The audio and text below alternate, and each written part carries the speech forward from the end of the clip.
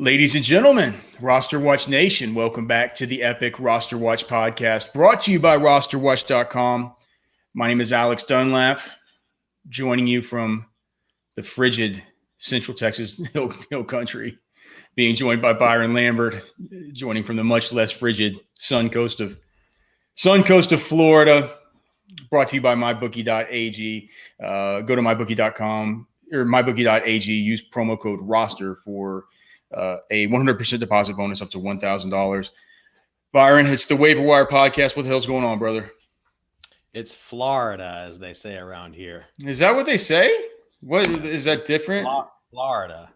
Well, that's kind of like is that kind of like Nevada? Maybe so. I think as a Texan, we kind of maybe gloss over those things in our pronunciations. Yeah. All right. Well, we got a lot to get to here with the Waiver Wire cheat sheet this week. So, of course, you can always find it over at RosterWatch.com. Make sure and give it a look over there. It looks like there's already people in the comments section talking about JaMycal Hasty season. What's up, John Ryan? We'll talk about JaMycal Hasty. I don't know. I have a hard time figuring out exactly what the hell is going to be going on there with San Francisco. Let's just jump into the San Francisco running backs to begin with. So Jeff Wilson comes in and completely swindles everybody with 3 touchdowns. He gets hurt on his 3rd touchdown in this last game. He has a high ankle sprain. He'll be going to IR. Now we have news that Tevin Coleman could be back this week. What do you think? I mean, is your placement of Hasty have to do with the fact that you think Coleman's going to be back this week? Does it have to do because the Jerick McKinnon stuff? I don't know what Shanahan's doing with these running backs. It's really, do you have a good grasp on it? I know he's had the sound bite saying that I haven't been getting McKinnon very involved because he had that really heavy workload to start the season. We've been trying to take it a little bit easy on him since. I mean, is that going to ever end? Is that just does he see McKinnon as the complimentary guy? And so if we just have McKinnon and Hasty takes on the workload that Jeff Wilson would have last week. How do you see that? What do you think that's going to be? Because San Francisco this week, of course, has the Seahawks, which if I'm looking at the matchup tool I published earlier, it's just it's a little bit of a pass funnel kind of deal. How do you see that one playing out? I mean, I don't think we've ever been able to make sense of anything any of the Shanahans have ever done at the running back position outside of Terrell Davis, Clinton Portis, and this little bit of Raheem Mostert that we got this year. That was the closest thing to clarity that I can remember in a long time under their philosophy with the running back position, Alex. For whatever reason, it could change this week. I don't know. All of a sudden, McKinnon can be the lead guy, but we got to work with the information we have. It's really inexplicable given how good McKinnon was at the outset of the season. You would have thought he would have slid right in here for some volume, but the fact is he just hasn't had any volume lately, and so we can't really make decisions. I mean, we have to make decisions based on that. It's hard to project some big bounce back. That's awfully risky. So Hasty's a guy that you and I have liked ever since Baylor and ever since the Senior Bowl. Kid with sneaky 3-down capability that was really just a good runner and pass catcher. And I think he's looked excellent as a runner in Shanahan's system. So to me, he's the guy that kind of slots in as the odds-on favorite to probably take the lead minus Wilson and Mostert. I know that there's talk of Coleman coming back. I mean, he could obviously slide in too. Clearly it feels like the 49ers are it's kind of down on Coleman. It just doesn't, I don't think he's turned out to be the running back maybe everybody thought that he could be. So I don't know that you can even really bank on him. I think you give the edge to Hasty right now, and then we got to see how it shakes out with McKinnon and with Coleman. Yeah, I think it's impossible to figure out. I really don't know what to say about it. Thankfully, I think that the real, and it looks like you have his whole name written out here on the cheat sheet as opposed to just putting his first initial and his last name, which apparently might kind of. Are you looking at the updated one I sent you? I thought no. Okay, all right. Well, Tyler Johnson, or is there another one? No, I missed it. Chase. Right at the very top. Okay. I think Chase Edmonds. If you have any waiver money left, I would just spend it all. I'm not sure it's going to get better Is it going to get better than Chase Edmonds if he's available? He shouldn't be available in your league, but is he going to get better? I know he's on bye. Well, that's a big deal because, like, I think people that are thinking about going all in on Chase Edmonds are players that need to win right now. I mean, maybe if you're a Kenyon Drake owner, you're probably going all in on him. I'm not a team that needs to win right now in a league where Chase Edmonds is available. If I'm take a league there's a league right now that I'm 6-1 in. If Chase Edmonds was available, I would spend all of my fab on it. Yeah, I mean, I guess that's your prerogative. I can understand it. I'm not sure I'm all the way there yet. Just depends on, I mean, I guess you think you're going to get 3 good games out of him before Drake returns and he's going to run away with it. I can't argue with that. I think it's speculative. Our philosophy on the waiver wire cheat sheet is try to drive people towards value at the bottom.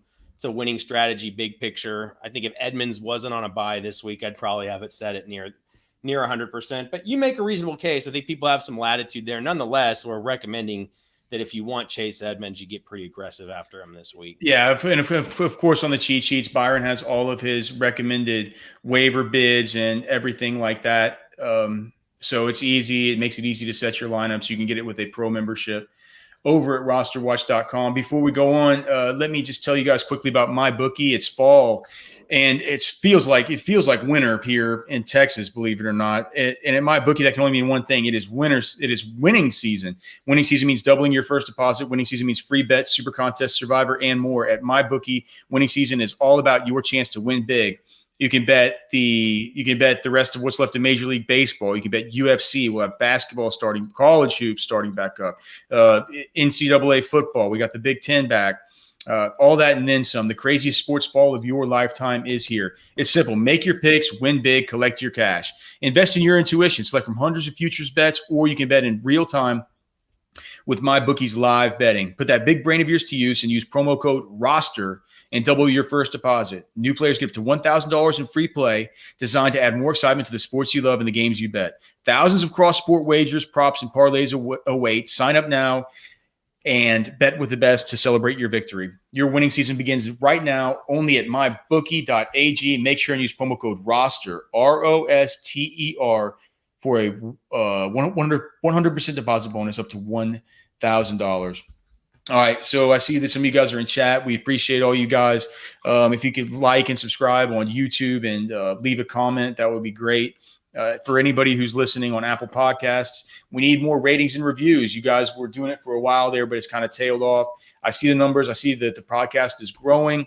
I would certainly appreciate some of you new listeners who haven't done so yet going and giving us a rating and a review on Apple Podcasts. It helps us keep these podcasts free and out from behind the paywall. So with that said, Byron, let's get back into the running backs and guys like Jamal Williams, Giovanni Bernard. I think with Gio, I'm not that into picking him up this week, but I think if it's a must-win week for you and you think that you might be able to get him and you think that Joe Mixon could be held out, it probably makes sense. Gio just always crushes.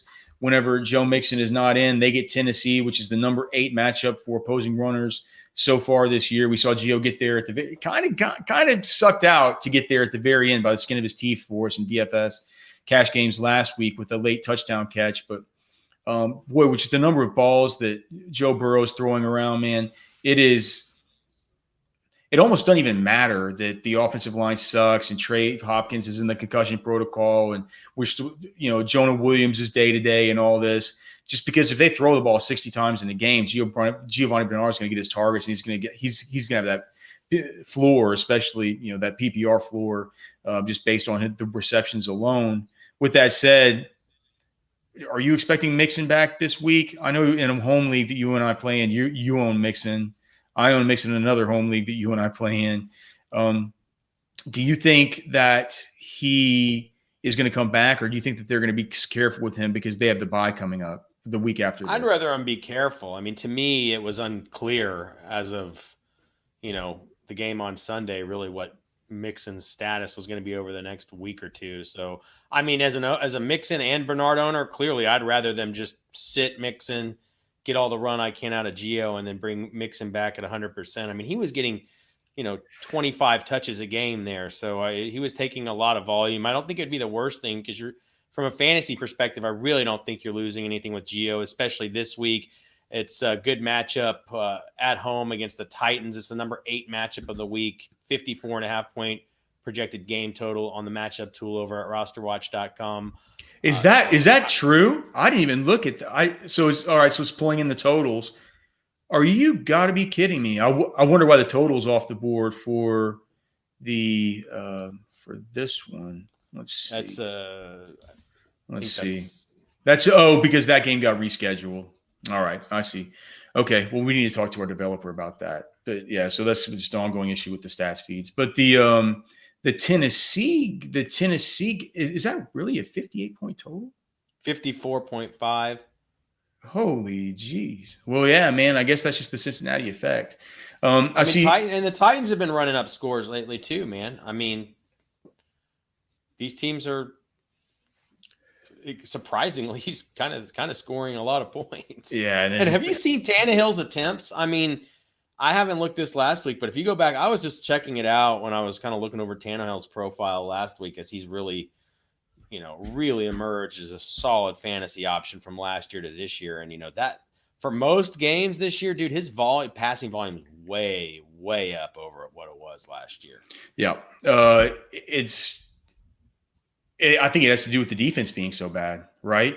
I mean, the defense that's good. I mean, that's something we always need to remember, man. When you really want your good, especially your quarterbacks, you want your good receivers, quarterbacks. You want a lot of your good fantasy players on good offenses, but you kind of prefer it if they have a bad defense. Yeah.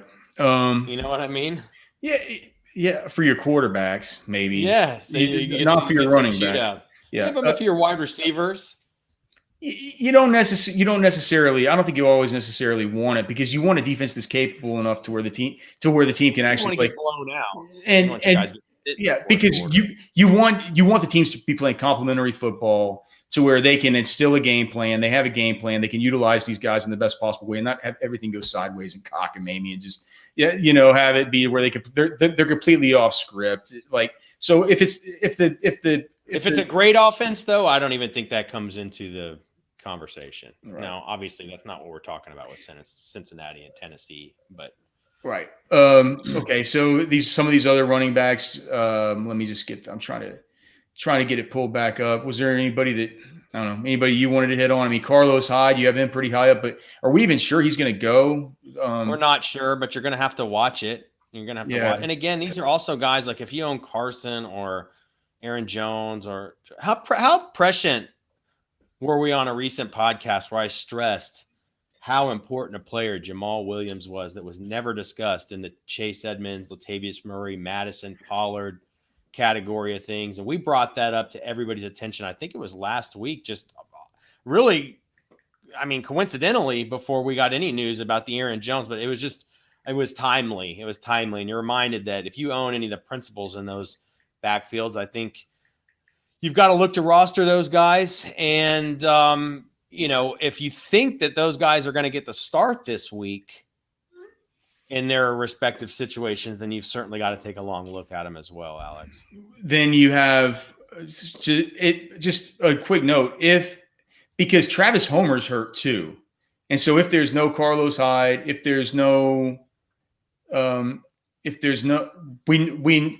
Chris Carson, there's no Carlos Hyde, and there's no Travis Homer, then that would bring DJ Dallas into play for a game that has a pretty high total there with the Seattle-San Francisco game. It's not the best matchup for opposing running backs, but it is, it would be something to keep in mind. I mean, they would be 3-point home favorites. We have Kip C saying DJ Dallas was brutal in pass pro. I don't know if he gets much chances if Hyde, if Carson can well, that's what I'm saying. If Hyde and Carson can't somewhat go, then they don't have any other choice. What are they going to do? Are they? I mean, I'm hearing I've heard they said they could bring in beast mode. CJ Pro size. Yeah, I just don't know if that. And that's why DJ Dallas is really, really far down the sheet. Gerpender Deal is asking this stuff about Josh Kelly if he's droppable for other guys on the sheet. I'll add Josh Kelly onto my list. If you guys have questions about guys you can drop this week for any of the players that we're talking about, any players on the sheet, put them in chat. I will go over those here at the end whenever we get to it. I noticed that J.K. Dobbins coming off bye and Gus Edwards are both on here. We saw it we talked about it last week, DeAndre Swift coming off bye, or 2 weeks ago. Whenever we talked about DeAndre Swift, I said, I think this is going to be the week 2 weeks ago. Sure enough, he's been startable as a running back too for the last 2 weeks. Do you think we can see the same thing out of J.K. Dobbins, especially with Mark Ingram possibly banged up, even though they're acting like that's not too big a deal? I think there's reason to hope for it. Certainly not a guarantee, but reason to hope for it. And a guy that we need to prospect on based on that, because it would be a huge development if that occurred. It could be even he's a good so development. good. Like, he's Even so good. He's even so if good. Ingram's just somehow on the shelf for a couple of weeks, it would be a potential development. One way or the other, we got to see that guy's snap count rise. I think it's worth a speculation on J.K. Dobbins at this point. And then we mentioned Hasty. I mean, Zack Moss had a pretty good game for Buffalo. Looked potentially better than Singletary this last week. I think he's the guy to watch. Have you looked at the snap counts on that? Have you looked at the snap counts? I haven't looked yet. Let me just look. So Zack Moss, 47% of snaps. Devin Singletary, 54% of snaps. Zack Moss, 3 targets. Devin Singletary, 5 targets. They each only got 10. They each only got 10 touches, and Zack Moss went for 72 on his 10 touches versus Singletary only 47 on his. That sucks. That's not good for either of them, really. It's a tough situation. But I think Moss is going to get a chance here to be a contributor. We'll see how much daylight he gets to take a lead. I mean, I'm not, Singletary has, you got to remember the one thing about that guy, as elusive as he was coming out of, Florida Atlantic. It's a small school guy, great elusive tape, but kind of like ran the 4.6 at the combine and then shocked everybody to really be able to translate his college tape to an NFL player last year. But what I think we've seen is that the internal scouts that get to watch him daily, and I think we're seeing it begin to manifest even as just fans who watch the games, he doesn't have the full package and the full juice needed to be the lead guy in the NFL. And he's had his chance here with Moss kind of on the sideline. So, it's not a guarantee for Moss to surpass him or get much more action. But I think there's a little bit of daylight there. And nonetheless, he starts to come into viability, I think, with possibly like guys like the Latavius Murrays of the world. Surprised to see Damian Harris in a terrible offensive effort for the Patriots kind of be the lead guy over there for this week. I'm not sure that can continue, but still from my perspective, if you're going to prospect on any Patriots running back, like that's the guy I want to stash and just see if anything good can happen. I'm not sure it can, just based on the way they use the running backs in New England, but I think it's worth a consideration. And then the user mentioned Josh Kelly. I mean, if you notice, he actually had a better snap count than Justin Jackson this last week and outperformed him at least by a little bit. So, can you drop Josh Kelly? It just depends on, who you're thinking about picking up. Right. Okay. So Josh Kelly, I can take him off of the list, I suppose. You want to move on to wide receivers, or is there anybody you want to hit on, especially at running back, to help supplement people who are listening to this or watching this as they're putting their waiver claims in using the waiver wire cheat sheet over there at RosterWatch? Not really. I like the pickup you made before the weekend to roster Devine Azigbo just in case something went haywire and he was going to get a crack in the daylight there. But which he did. James Robinson put my theories to bed this last week. So. It's a James Robinson offense. It's built around James Robinson, which is just unbelievable. And they're not a good team, right? Yeah, he's good. He's solid. He's a solid player. Yeah, for sure. I wanted to tell you guys about a solid sponsor that we have here. As guys, so much of our identity gets wrapped up in our hair, from how it feels after getting a fresh haircut to the way it's perfectly shaped before going out. That's why we want to get into our 20s and 30s and make sure that we don't start losing our hair, right? Because that's when you first start noticing your first signs of hair loss. It definitely feels like panic time, but let's face it, no guy is ever ready to go bald. Thankfully, now there's Keeps, the simple and easy way to keep your hair. Did you know 2 out of 3 guys will experience some form of male pattern baldness by the time they're 35? The best way to prevent hair loss is to do something about it while you still have hair left. Get treatment from home, God, I wish one of our partners here would quit texting me while I'm trying to read this. Get treatment from home. Do something about it while you still have hair left. You used to have to go to the doctor's office, get a hair loss prescription. Now, thanks to Keeps, you can visit a doctor online and get hair loss medication delivered right to your home. They make it easy and deliver your medication every 3 months so you can say goodbye to pharmacy checkout lines and awkward doctor's visits. As far as generics, you can get the generic kinds. There's only 2 FDA-approved hair loss products out there. So you may have tried them before, but never for this price. Prevention is key. Keeps treatments typically take between 4 to 6 months to see results, so it's important to act fast. The sooner you start using Keeps, the more hair you'll have. So get it now, and you'll have your hair by by boat season, Byron? By the time that we get these boats out of the winter, out of winterization, find out why Keeps has more 5-star reviews than any of its competitors, and more than 100,000 men trust Keeps for their hair loss prevention medication. Keeps treatment start at just $10 a month. Plus, for limited time, you can get your first month free. All right, here it is, the call to action. If you're ready to take action and prevent hair loss, go to keeps.com/rosterwatch to receive your first month of treatment free. That's keeps.com/rosterwatch, KEEPS.com/rosterwatch. That is KEEPS.com/rosterwatch to get 1 month of treatment free. All right, Byron, talk to us about these wide receivers while I try to juggle 2 million things here. Well, I think that you and I both agree that the top pickup of the week is Brandon Ayuk with Deebo Samuel out. He had a good game this last week. He's had some good games this year. He's a guy we've had our eye on all year. He's a guy we attempted to draft at the end of our drafts during draft season. He's a guy we just know is a very good player that we liked very much coming out this year. And clearly Shanahan loved him. I mean, they targeted this guy in the draft, and I think he's looked every bit the part here so far. So if there's no Deebo Samuel, it's pretty difficult that you're not going to absolutely love Brandon Ayuk in the number 1 matchup of the week at Seattle, 54 points projected game total.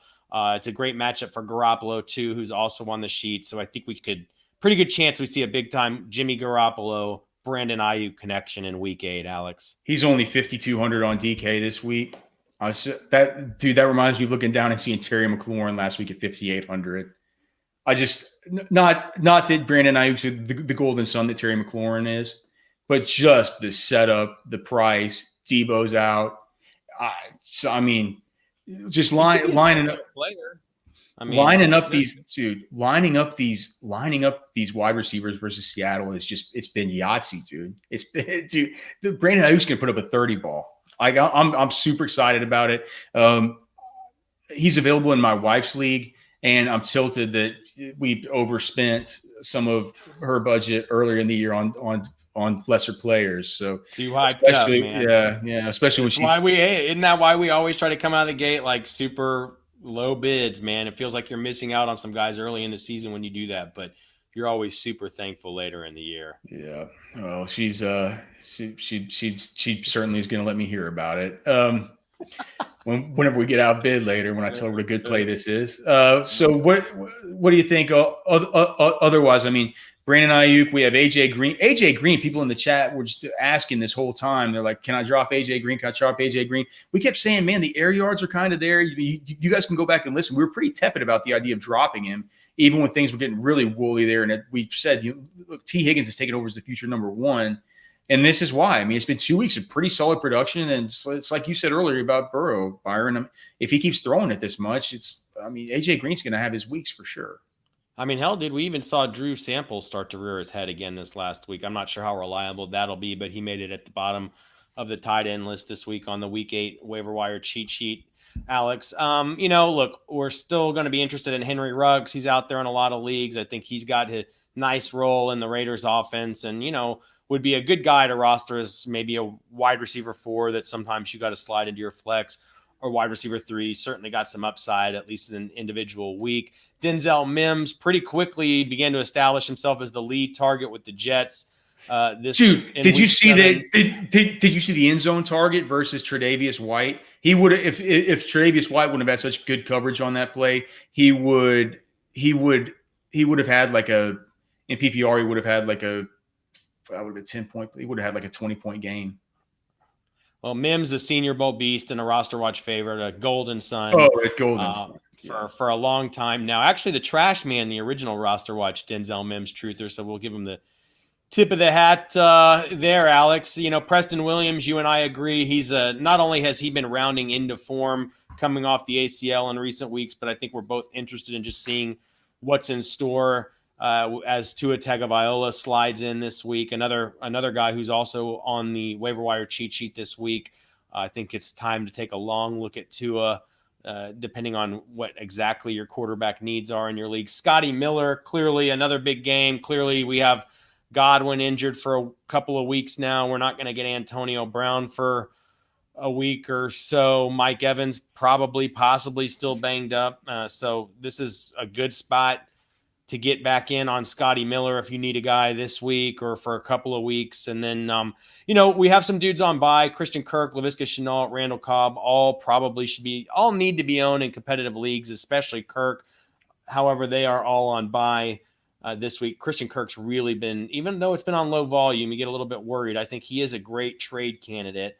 But he is the second best receiver on that offense, and he's getting in the end zone lately, and I think you feel pretty good about him if you own him. And then, there's Rager in Philadelphia, the talented young rookie that a lot of people had high hopes for. I'm not sure exactly how I foresee his role, but I know he's a good enough player, and there's enough of a void, even with the emergence of Fulgham there at the pass catchers in Philadelphia with Wentz heating up, that if Rager's out there in my league, I'm certainly interested in taking a look at stashing him, Alex. Travis Fulgham, it's just so hard to believe that guy is. I mean, if just at fantasy points per game, Travis Fulgham is wide receiver 7 right now. That's just so crazy to me. What about 11 more targets in week 7 for Fulgham, Alex? It is crazy. 96% snap count, 11 targets, 5 touches, 73 yards for Fulgham. I mean, that's not half bad, man. And then he goes 10 targets in week 6, so 21 targets in the last 2 weeks. It's just like, and then you go to 13 targets in week 5. So in the last 3 weeks, he's had 34 targets. He's averaging 11.33 targets. Yeah, it's crazy, man. Yeah, no, and I picked him up in my oldest dynasty league in a $1,000 budget. I picked him up after that week 5 breakout for $302. And it's just been like I've been putting him in every week. It's been crazy, and he's one of those guys that, like, he kind of slipped through the cracks. I feel like one dude certainly during the scouting process for me. Clearly, I didn't so much as ruffle a page of my paper talking about the wide receiver from ODU at the Senior Bowl, and it's just these guys. Sometimes these guys just get better, and that's what Travis Fulgham's done. He looks like a good player. One guy that I think looks like a good player that could be slipping through the cracks on this week's sheet, Byron, I think Rashard Higgins. I mean, Hollywood Higgins is going to be the starting outside receiver for the Browns, and it looks like they're getting a little bit better. You just think that these other guys have more upside. Like, you've kind of seen what you. I think kind of like Peoples-Jones though too was the only thing, and he had the big touchdown, and I think he could be. He's a guy I kind of liked coming out this year. Like, he obviously couldn't really push him way far up your rankings because there was just so many good players, but like he didn't have the production at Michigan, but dude, he's a guy that's kind of got an enticing NFL profile, that big wide receiver on the outside. Dude, he was the number 1 recruit in the country his year. I mean, he has everything from an attribute standpoint. And that Michigan offense, man, with the quarterbacks they've had recently, has just neutered the production of those. Like, that Harbaugh, it has neutered the production of these wide receivers. We're seeing it now, dude, with Tariq Black, who was the grad transfer. That talk about prescient. That dude, before all the COVID bullshit, transferred out of Michigan to come down to Texas. And when he came to Texas, he automatically, he got hurt a little bit to start the season, but he automatically took a starting job from Britton Eagles as the starting wide receiver. Now he's had to kind of claw his way back a little bit because he was hurt to start the season, but like, he looks good, and he's already like The most he ever had at Michigan was like 130 yards or something like that. So the lack of production with Donovan Peoples-Jones was something that you could certainly, ride off as the same way that you could write off what happened with Tariq Black. It just seems like Rashard Higgins has kind of been there longer. He's popped up in some of these games for multiple touchdown sorts of games. But it's just, I guess I wonder what his ceiling is. Yeah, he wants to run the football. I get it. I just think if you're looking for more of a safe pickup for long term, Higgins is a safe pickup, especially if you need a guy like right now. I guess I just wonder, we kind of know who he is. What's his real ceiling? Maybe it's the enticement, the allure of the unknown with Peoples-Jones, who profiles as a much sexier Big X, and in that offense. We'll have to see. We'll have to see. Either way, I think since there's both of them available, you don't go nuts on them. Fair enough. All right, you guys, before we get to I want, if you guys have any questions, so we have a question here about Keelan Cole. Can we hold on to him? So we'll add him to the list here. Drop him. Well, drop him if there's somebody better. Drop him. All right. Well, I was going to say so we don't need to ask about him anymore. We don't need to ask about Joshua Hill anymore. So you're taking guys off my list. But if you guys have questions about who you can drop, put them in the chat. In the meantime, I don't have the read pulled up. I got tilted last time and shut down all the fucking reads because our guy kept calling me and texting. So the Fantasy Life app, it's a great app. I have it on my phone. We use them for their news alerts. They have a great community. Byron every Friday goes on there with, how do you pronounce Yasin? Is it Yasin? Yasin? Yeah, Yasin. He goes on there with Yasin every Friday up in the app. Those guys react to all the news coming in with the late breaking injury reports on Fridays. But man, I like the community in there. I like it. You can go in there and I don't go do it, but I like to go see what people are asking for their sit-start questions. It helps me with wrapping my heads around the kind of questions that you guys are going to have and the kinds of things I need to be thinking about with players that are grouped closely with one another, especially for sit-start decisions that are cross-positional. But mainly it's for the alerts. The alerts that come in, you'll know before anybody else in your league about if a guy's in, a guy's out, if a guy's getting traded, if a guy's hurt. They monitor thousands of different reporters. It's the Fantasy Life app. If you don't like it, just delete it. But we're proud to be doing a lot of work with them right now, and we think their product is really, really good. And so you can go download it, the Fantasy Life app, just in the Apple, like the iOS store, or in the Google Play store, or just at FantasyLifeApp.com. And like I always say, man, if you don't like it, just delete it. I hate having extra apps on my phone. I figured I would have deleted it by now, but there's absolutely no, you couldn't wild horses couldn't drag me away. Wild horses couldn't drag me away from that fucking app, dude. I won my week last week, Alex, in a must-win, just clutch situation in a very tough. I took out the Tyler Lockett owner this week, and I did it by literally the Fantasy Life app sending me news alerts instantaneously when news broke. I was the first one to pick up Gio Bernard, Jamal Williams, and Antonio Brown, the trifecta this week off the waiver wire. Slid Williams and Gio into my starting lineup to get the win. And then, I was able to use Antonio Brown to create some trade value for myself instantly this week. I was able to make a trade, and I thought I needed to clear. And those are the kind of things that we want to be doing to be winning players. And the Fantasy Life app really helped me be at the top of my game this week, Alex. And I have to really credit them with the win, a little bit of the win I got. And they do good work, man. They do good work. So go and check them out over there. Let's see. They said that this guy's asked, do you want to talk about quarterbacks? We probably need to talk about tight ends. There's a couple good ones. It's about time to pick up Dallas Goddard again, I think. You mentioned Richard Rodgers. I mean, that guy's been, as long as Dallas Goddard and Zach Ertz are out, that guy continues to be worth starting. I've been having to start him in a couple of leagues, and it's been actually good to quite good considering the tight end landscape. We had David Njoku on the waiver wire cheat sheet, on the DFS cheat sheets this last week. But at the very end, I talked about it on the DFS walkthrough pod here on YouTube and on the and on the podcast feed about how it could be Harrison Bryant. We really liked him a lot from the Senior Bowl, and it turned out that that was the better play, and that's actually who I ended up getting onto in cash at the very end, which was very, very helpful. What do you think, man?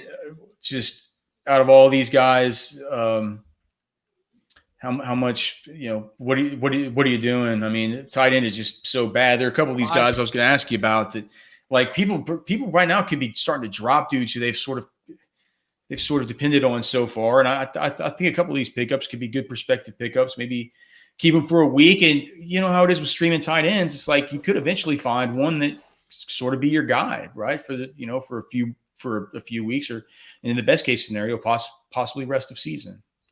I think it's a deep week for kind of like middling or lower end streaming tight ends, but they're all pretty viable. So if you need a tight end, this is a week where you're not going to come up blank, Alex. I completely agree. If you're operating from a position of strength or really any other situation where you have the latitude to make a maneuver for Dallas Goddard and make him a priority, it would be an excellent stash because he would be a really nice tight end play when he slides back in to give your team a boost down the stretch. And then, the other clutch move I made this week, Alex, to help me get a huge win is Sunday, before I even had any information, there was no word yet. Actually, the word that was coming in was that Higbee was probably going to play on Monday, but it was not guaranteed, at which point I started trying to go through the logic of it all. And I said, well, looking at the stats, Gerald Everett had been out targeting Higbee recently anyways.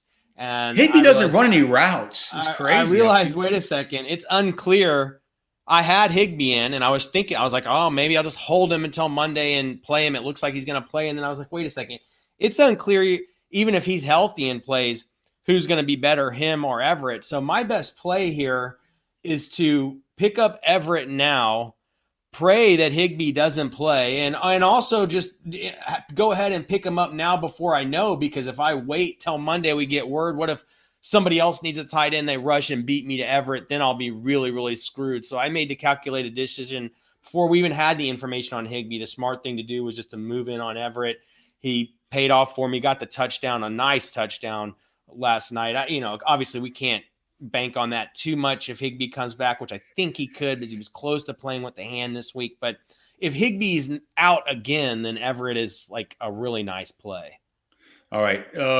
So we have just a couple questions here about this guy, Andrew McGrady's asking, and you guys, if you want the quarterbacks, the defenses, stuff like that, you can find it all in the waiver wire cheat sheet over at RosterWatch, along with Byron's bid recommendations, etc. This guy's asking a general question. He's got Murray, James Robinson, and Cooks on a bye. His bench isn't enticing.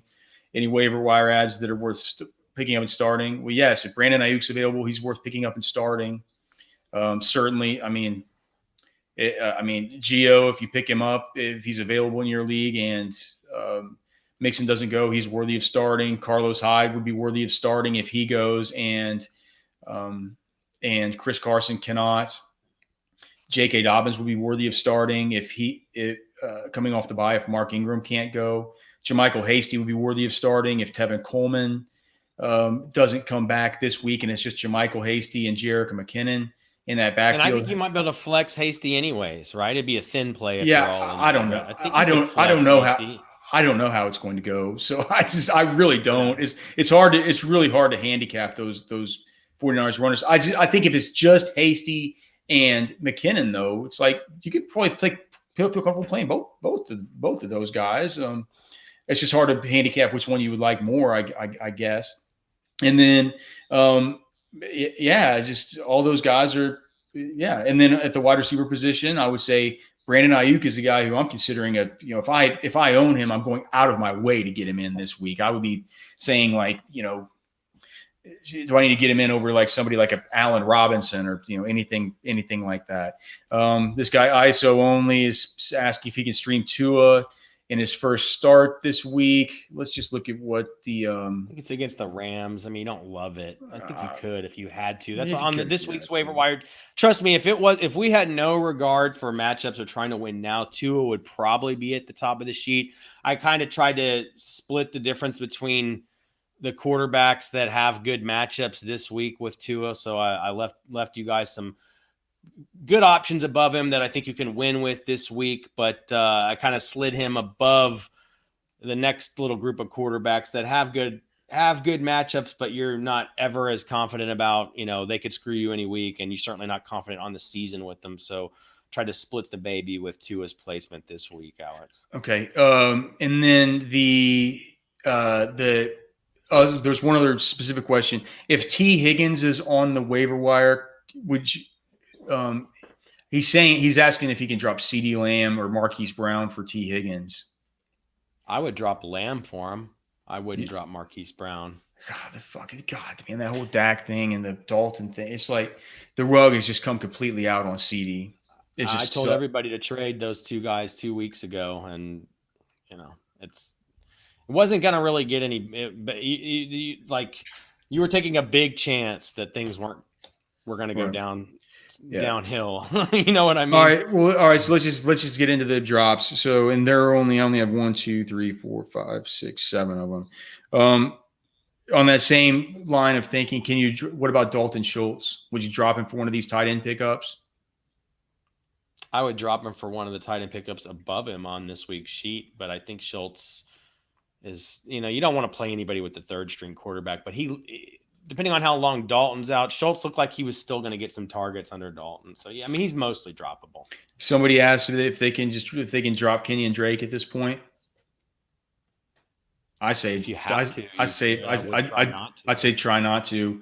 Me, I'll say trade him to the Edmonds owner, but I know you guys don't like hearing that on all these episodes. What about Cam Akers? Can you give up the ghost and redraft? Of course you can. I don't even need to ask you about Rex Burkhead.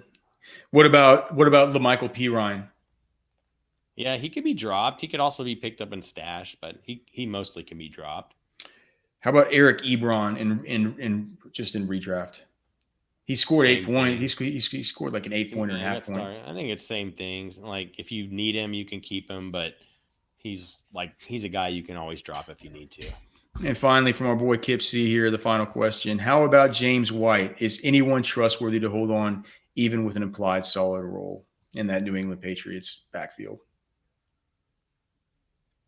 I would drop James White if I needed to, Alex. All right. Well, so does that mean you drop if you needed to? What does that mean? I know you probably just wanted to get out on that soundbite, but like I can't end the pod like that. People say like, what the fuck does that mean? If I need to pick somebody up that I like better as a stash or guy I think I can play which stash this week that will be better. Which stash? I would drop James White like for all the guys you mentioned: Brandon Ayuk, AJ Green, Christian Kirk, Scotty Miller. I might drop them for Mims and Williams. I mean, all the guys in the top tier or two here. Like, what about running backs?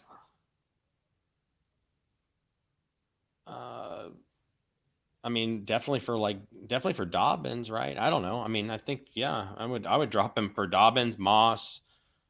Might drop him for Damian Harris. That's close. It didn't even question though that you're going to drop him for Chase Edmonds.